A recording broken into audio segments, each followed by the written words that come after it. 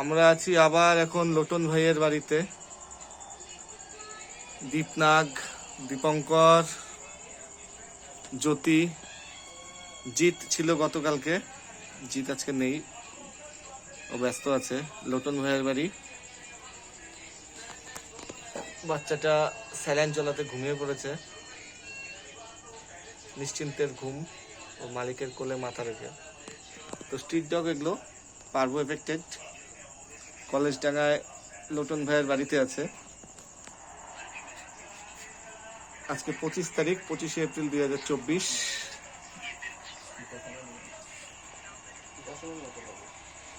আপনারা পশুদের পাশে থাকুন, ওদের সাহায্য করুন, কারণ মানুষ ছাড়া ওদের অসুস্থ অবস্থায় সাহায্য করার মতো ওদের কিছুই নেই।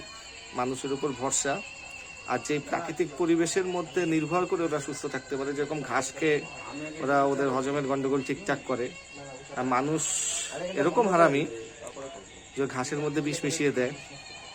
কেউ, আমাদের এক মেম্বার তার বাড়ির সামনে প্লাস্টিকের গামলা রেখেছিল জল খাওয়ার জন্য, সেই গামলাকে চুরি করে নিয়ে গেছে। আর এইবার শীতের মধ্যে আমরা বস্তা পেতেছিলাম, বস্তার মধ্যে পোয়াল ঢুকিয়ে দিয়েছিলাম। আমাদের পাড়াতেও সেটা আগুন দিয়ে পুড়িয়ে ফেলেছে, কেউ বাড়িতে নিয়ে গেছে, চুরি করে নিয়ে গেছে, এরকম বিভিন্ন ঘটনা ঘটে। তখন মানুষ যদি এত অমানুষ হয় তাহলে পরে কি করে চলে? এতটুকু বলার ছিল। আর যারা পথ পশুদের উপর অত্যাচার করছে তাদেরকে আপনারা চার্জ করুন, তাদেরকে প্রতিবাদ করুন, আর আমরা তো আছি ওদের সাহায্য করবার জন্য। নিজেদের কাজ, প্রফেশন সামলে যতটুকু করছে এই ভাইরা, এটি আমার মনে হয় অনেক। কারণ